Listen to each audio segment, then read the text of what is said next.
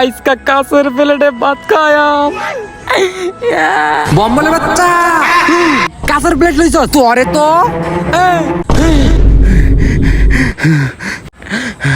এটা কি স্বপ্ন আছিল?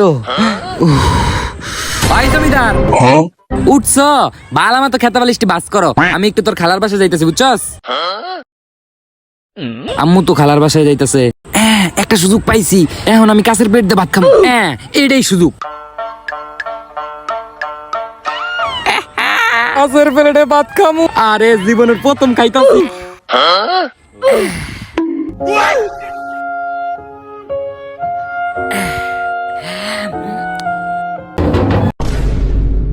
মোবাইলটারে ফালায় থুয়ে গেছি, কিছুই মনে থাকে না।